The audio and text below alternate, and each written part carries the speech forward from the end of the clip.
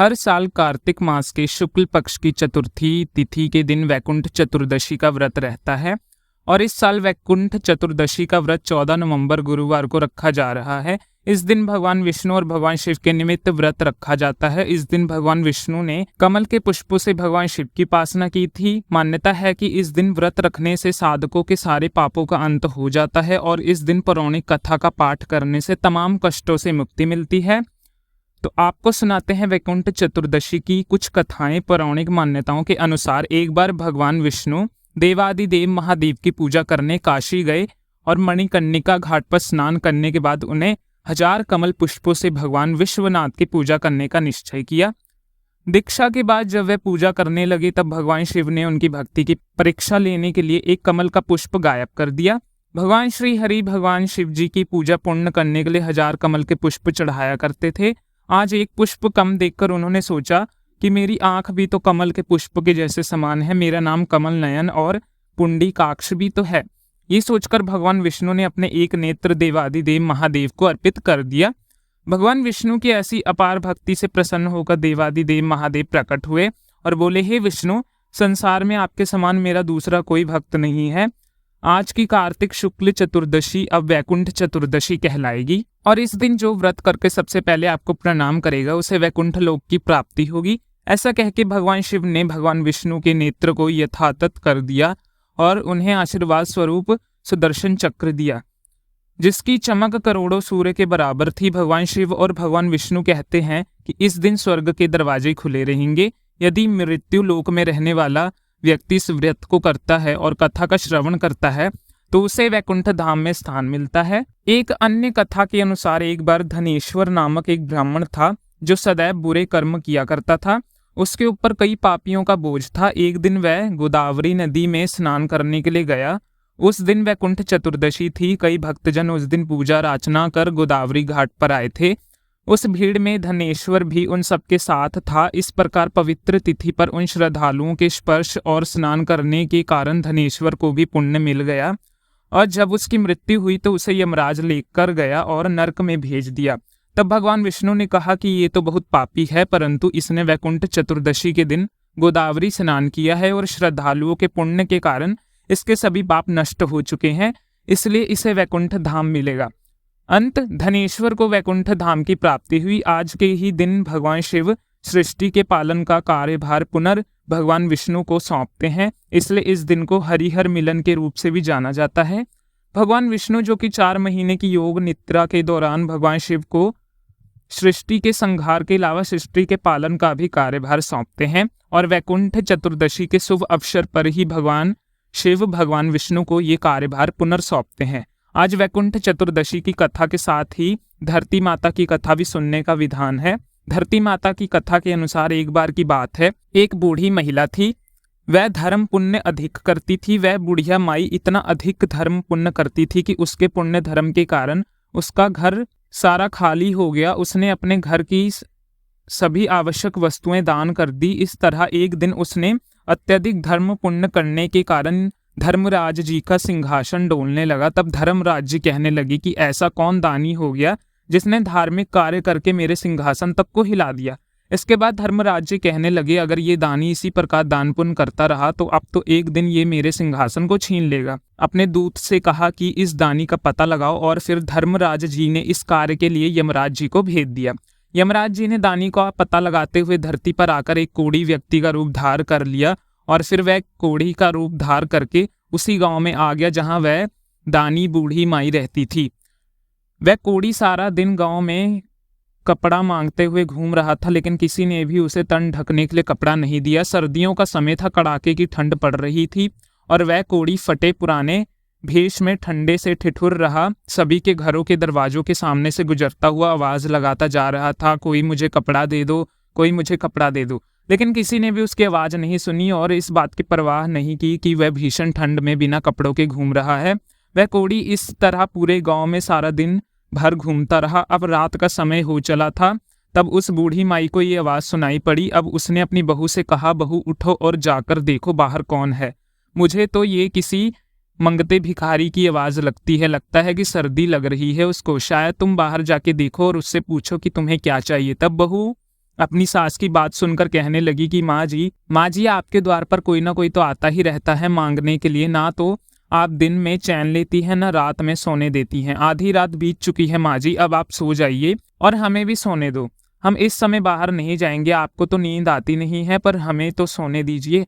इतना कहकर बड़ी 3 बहुओं ने घर के बाहर जाने से मना कर दिया। चौथी बहू की बारी आई तो बहू कहने लगी कि माँ आप निश्चिंत रहिए, मैं जाकर देखती हूँ कि बाहर कौन आया है। चौथी बहू घर से बाहर आकर देखती है कि बाहर द्वार पे एक कोढ़ी बैठा हुआ है। तब ने उसे कोढ़ी से पूछा कि बाबा क्या चाहिए आपको? तब वह कोढ़ी रूप धार हुए यमराज जी कहने लगे, मैं कोढ़ी हूँ, मुझे सर्दी लग रही है, आप तन ढकने के लिए मुझे कोई वस्त्र दे दीजिए। ये सुनकर बहू घर के भीतर चली गई और अंदर जाके उसने अपनी सासू माँ से सारी बात बताई। बहू की बात सुनकर बूढ़ी माई कहने लगी, बहू तेरे पिताजी के ऊपर जो कंबल है वो कंबल ले जाकर उस कोढ़ी को दे दे। ये सुनकर बहू कहने लगी, नहीं माँ जी, अगर ऐसा किया तो पिताजी ठंड के मारे मर जाएंगे। तब बूढ़ी माई ने अपने बहू से कहा, तो बहू ये जो मेरे ऊपर गुदड़ी है इसको ले जाके पिताजी के ऊपर डाल दे, उनका कंबल ले जाकर जरूरतमंद भिखारी को दे दे। हम तो फिर भी घर के भीतर हैं, दरवाजा बंद कर लेंगे, लेकिन उस गरीब भिखारी के पास तो कुछ भी नहीं है। इस एक कंबल को ओढ़ने से उसकी सर्दी कुछ तो कम होगी। इसके बाद बहू ने अपनी सास की बात मानी और बात मानते हुए कंबल लेकर गई और बाहर द्वार पर बैठे उस भिखारी कोढ़ी को दे दिया। ये भिखारी कोढ़ी उस कंबल को लेकर उसके द्वार से उठकर वहां से चल पड़ा। इसके बाद कोढ़ी भिखारी वेश बनाए हुए यमराज जी अपने वास्तविक रूप में आए और धर्मराज जी के पास आकर कहने लगे कि प्रभु ये तो कंबल गांव के बाहरी हिस्से में एक बूढ़ी माई रहती है, वह बहुत अधिक दान पुण्य करती है। उसके घर में एकमात्र कंबल ही बचा था और वह भी उसने मेरे मांगने पर मुझे दे दिया। उसने तो नई पुरानी सभी चीजों का दान कर दिया, उसने घर में तो दान करने के लिए अब कुछ भी नहीं है। ये बात सुनकर धर्मराज जी कहने लगे कि अब वह बूढ़ी माई अवश्य ही मेरा सिंहासन भी ले लेगी। तब धर्मराज जी ने अपने दूत से फिर कहा कि तुम जाओ और बूढ़ी माई को यहाँ लेकर आओ। अब धर्मराज जी की आज्ञा का पालन करते हुए बूढ़ी माई को लेने के लिए धरती पर आया और उसे साथ लेकर चला गया। तब बूढ़ी माई ने वहां पहुंचकर जैसे ही अपना पहला कदम उठाया, नीचे पानी था और ऊपर आकाश, उन्हें धरती तक नहीं मिल रही थी। ये सब देखकर बूढ़ी माई हैरान हो गई और जहां बूढ़ी माई खड़ी थी वहां खड़ी रह गई। मन में विचार करती हुई भगवान से कहने लगी, भगवान ये क्या है, अब मेरा क्या होगा? बूढ़ी माई कहने लगी, महाराज मेरे पैरों के नीचे तो धरती ही नहीं है, मुझे धरती चाहिए, पहले मुझे आप धरती दो। भगवान बोले कि धरती तो बूढ़ी माई तुम्हें मोल नहीं ली, मैं तुम्हें कहाँ से धरती से लेकर आया हूँ।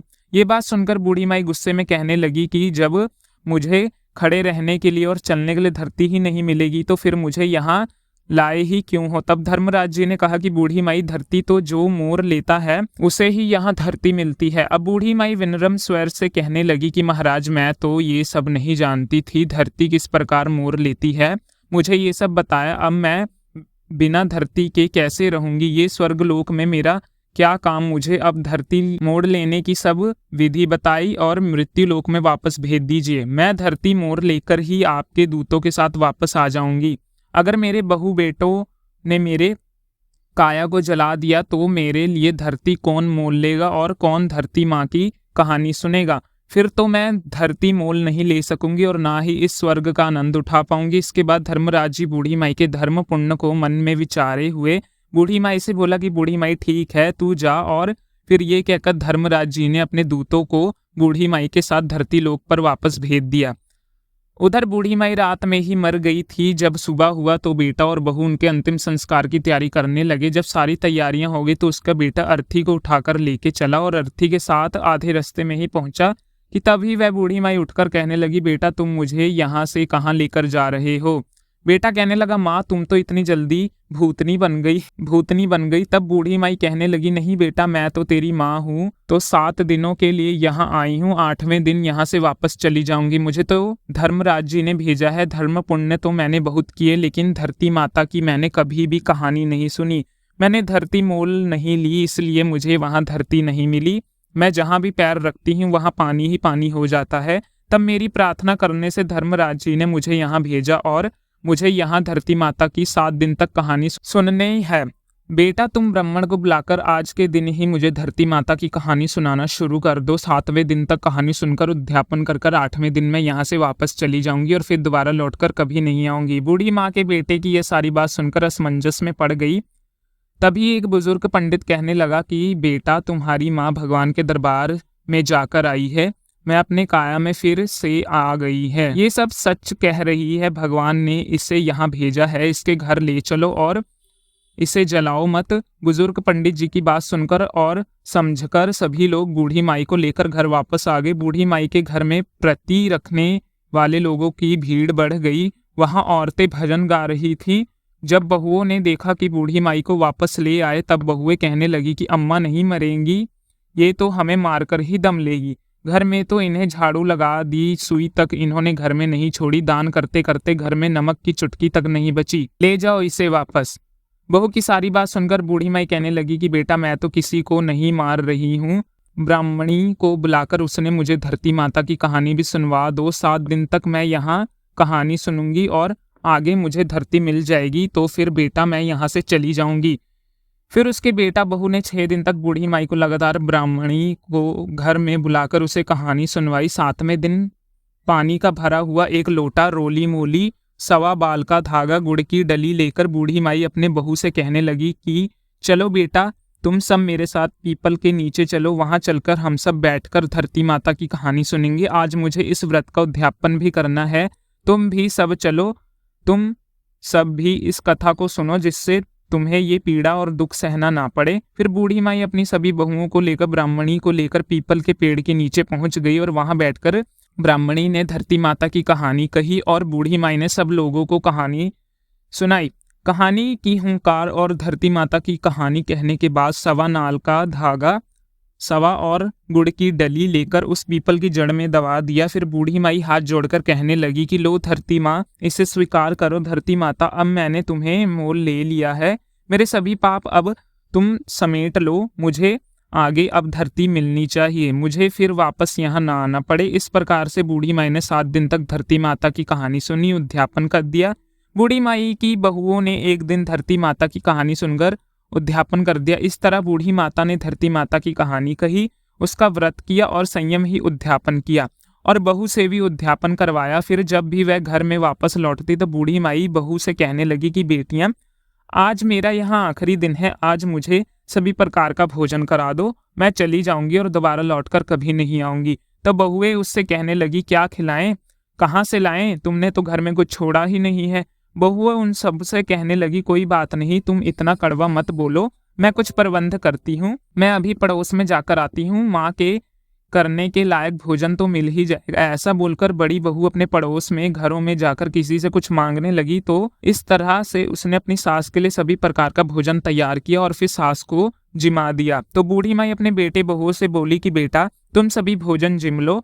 और फिर सभी ने थोड़ा थोड़ा भोजन कर लिया। तब बूढ़ी माई उन सब से फिर कहने लगी, बेटा, मैं कल सुबह 4 बजे यहाँ से चली जाऊंगी और मैं यहाँ नहीं रहूंगी, तुम सब भी जाकर सो जाओ। जो मेरा यहाँ आखिरी दिन है, रात के 12 बज गए, अब तुम सब भी जाकर सो जाओ। बेटा के मना करने के बाद भी उन सभी को बूढ़ी माई ने सोने के लिए भेज दिया। सभी अपनी अपनी जगहों पर जाकर सो गए। अब अपने निर्धारित समय पर भगवान का विमान आया और बूढ़ी माई को लेकर चला गया। आगे जाने पर बूढ़ी माई को अब धरती मिल गई। अब बूढ़ी माई भगवान से कहने लगी, हे प्रभु, आप मेरी एक और इच्छा पूरी कर दो। तब भगवान कहने लगे, अब तुम्हारी कौन सी इच्छा पूर्ण करूं? तब बूढ़ी माई बोली, मेरे घर में तो मैं कुछ भी छोड़कर नहीं आई हूं, मैंने तो सब कुछ दान कर दिया है। मैंने अपने घर में गुड़, चाय, नमक तक नहीं छोड़ा। अब मेरे मरने के बाद मेरे बहू बेटे मेरे विधि विधान कैसे पूरा करेंगे? जो मेरा दान धर्म किया है वे 4 गुना करके आप लौटा आइए। तब भगवान बोले कि ठीक है, मैंने कर दिया है तेरा धर्म, तेरे बेटे बहू को 4 गुना करके मैंने उन्हें लौटा दिया। बूढ़ी माई, तब तेरे घर में हर चीज की मौज होगी। इधर उधर घर में सुबह हुई तो छोटी बहू उठकर सभी से कहने लगी, उठ जाओ, चाय पी लो, सासू माँ को तो खूब भोजन खिलाया हुआ है। अब तो वह उठेंगी नहीं और फिर जेठानी के पास जाकर कहने लगी कि जाकर संभालो अपनी सास को, तुम उनकी लाडली बहू हो ना, क्योंकि वो अकड़कर सोई हुई है, अब उठाई नहीं उठ रही। अब बड़ी बहू ने कहा कि अकड़ के तो क्या सोई होंगी, उनके बताए अनुसार 7वें दिन बीत चुके हैं, आज 8वां दिन है, सासू तो चली गई होंगी। फिर छोटी बहू कहने लगी, जाकर संभालो अपनी सास को। ये सुनकर बड़ी बहू जल्दी जल्दी आकर सास को देखती है और फिर वह दौड़ती हुई अपने पति के पास जाकर कहने लगी कि क्या चाय पी रहे हैं, माँ तो गई, माँ को संभाल लो, उन्हें लेकर आंगन में सुला दो। जब बूढ़ी माई को लेकर आंगन में सुला दिया तब सबसे छोटी बहू कहने लगी, मैं सदा आप सबकी सुनी है, आपकी हर बात मानी है, अब आप सब मेरी बात सुनो। और तभी सब कहने लगे बताओ। तब वह कहने लगी कि इस लोटे में भरे हुए पानी से सासू जी के छींटे लगा दो, नहलाई धुलाई दो पहले से ही। अगर आप लोग रोए तो ये फिर वापस आ जाएंगी। इन्हें पानी का छींटा देकर उठाकर ले चलो। तुम 4 भाई बहुत हो, 5वें की कोई जरूरत नहीं है। और उठा लो, जाओ यहाँ से फटाफट और जला कर आ जाओ, जिससे कि इनकी गति हो जाए। तब सारे भाई आपस में बात करने लगे और पहले भी हम लोगों को इकट्ठा करके शर्मिंदा हो चुके हैं, अब बिना देर किए इनका कहना मान लेते हैं। ऐसा सोचकर बूढ़ी माई के सभी ने उठाया और लेकर चल पड़े जलाने के लिए शमशान की ओर। अब रास्ते में पीपल के नीचे बैठी कुछ औरतें जो कहानी सुन रही थी बूढ़ी माई के बेटे का इस तरह जाता हुआ देखकर, वह समझ गई कि एक दूसरे से कहने लगी कि कार्तिक का पावन महीना है, बूढ़ी माई तो मर गई और बहुओं ने भजन तक नहीं गवाए, चलो हम सब वहां भजन गाने के लिए चलते हैं, 2-4 राम जी के नाम पर लगा देंगे। ये विचार सुनते सभी बूढ़ी माई के घर जाकर भजन गाने लगी। उधर बेटे ने बूढ़ी माई का दाह संस्कार कर दिया। अब वह घर की ओर आने लगे। उन्हें आता हुआ देखकर भजन गाने वाली औरतें बूढ़ी माइयों की बहुओं से कहने लगी, बहुओं जाओ और दरी लेकर आओ और यहाँ दरी बिछा दो। तब वह कहने लगी, मरे ना मराए बूढ़ी माई, उसे दाग देकर जब हमारे घर वाले आ जाएंगे तब हम दरी बिछाएंगे। तब भजन गाने वाली औरतें कहने लगी कि आ गए सभी लोग, अब तो दरी बिछा दो। फिर बहुओं ने दरी बिछाई। भजन गाने वाली औरतों ने खूब भजन गाए और भजन गाने के बाद वे अपने अपने घरों को चली गई।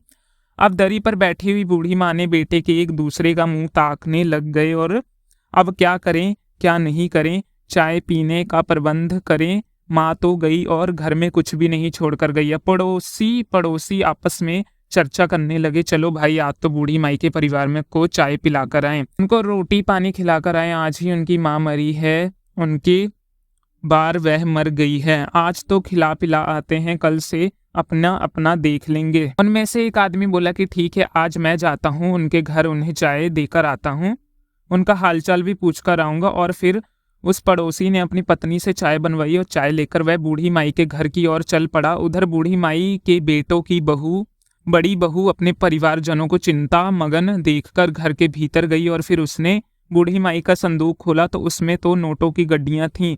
ये देखकर वह दंग रह गई। रसोई में गई तो वहां आटे का बोरा, गुड़, खांड, कट्टे भरे हुए मिले और नमक मिर्च सारे मसाले, सब सब्जियां रसोई में सब सामग्री भरी हुई देखी। ये देखकर बहू तो बहुत खुश हो गई और सोचने लगी कि माँ अपने बेटे पोतों के लिए बहुत धन देकर गई हैं, अपने घर में तो यहाँ धन माँ वापस देकर गई हैं। ये सोचकर वह खुशी खुशी बाहर आई और अपने पति से बोली कि एक बार अंदर तो चलिए। पति कहने लगा, अभी अभी तो माँ को दाग देकर आए हैं, किसी के घर कैसे जाएं, किसी से क्या मांगे और क्या करें, और अरे थोड़ी देर तो शांति रखो तुम। बहू कहने लगी कि आप एक बार अपने घर के अंदर तो आइए, बाहर कहीं जाने की जरूरत नहीं। अंदर जाकर जब वह माई के बेटा ने संदूक खोलकर देखा तो माई की संदूक में नोटों की गड्डियां भरी हुई थी। ये सोचकर बहू बोली कि अब रसोई में चलिए। अब रसोई में सभी सामग्रियों को देखकर, बहुत सारा धन देखकर वह दोनों बाहर आए और दरी पर बैठ गए। थोड़ी देर के बाद बड़ी बहू अपने देवरानियों से कहने लगी, उठो और चूल्हे पर चाय चढ़ाओ, चावल चढ़ाओ, रोटी सब्जी बनाओ, कांधी जो माओ, हमारे घर में तो सब कुछ है, अंदर जाओ और जाकर सारा प्रबंध करो। ये सुनकर बहुएं अपने अपने कमरों में गईं। सभी ने अपने अपने संदूक खोले तो बहू के संदूक में 4 गुना धन मिला, बाकी सबके संदूक में थोड़ा थोड़ा, और सबसे छोटी बहू जैसा था वैसा ही रह गया, क्योंकि उसने बूढ़ी माई की कभी सेवा तो की ही नहीं थी। जब वह पड़ोसी चाय तैयार कर लेकर आए, घर में पहुंचे तो देखा कि घर में तो चूल्हे में आग जल रही है, कहीं सब्जी तो कहीं चाय, कहीं रोटी तो कहीं दाल तो कहीं चावल। ये देखकर पड़ोसी सोच में डूब गया, इनका तो सारा काम बड़े अच्छे से चल रहा है। ऐसे मन में विचार करता हुआ पड़ोसी बूढ़ी माई के बेटे से कहने लगा, मैं चाय लेकर आया हूँ, आप सब भी पी लीजिए। तब बूढ़ी माई का बेटा बोला, ठीक है चाय दे दो, परंतु रोटी मत लाना, हमारे यहाँ रोटी हमारे घर में बन चुकी है। ये देखिए हमारी माँ तो हमें सब कुछ देकर गई है, उसने हमारे लिए ही तो दान पुण्य किया था, अब हमें सब कुछ देकर गई है। धरती माता जैसे अपनी बूढ़ी माई का अगला और पिछला सुधार किया, वैसे ही सबका सुधार करना। जैसे बूढ़ी माई की धरती मिली, वैसे ही सभी भक्तों को धरती मिले। धरती माता की जय। तो ये थी आज की वीडियो, और ये कथा आपको कैसी लगी कमेंट बॉक्स में ज़रूर बताइएगा। और यदि अभी तक आपने हमारे चैनल को सब्सक्राइब नहीं किया है तो हमारे चैनल को सब्सक्राइब कर लें ताकि आने वाली वीडियो की नोटिफिकेशन सबसे पहले आप तक पहुँचे। राधे राधे।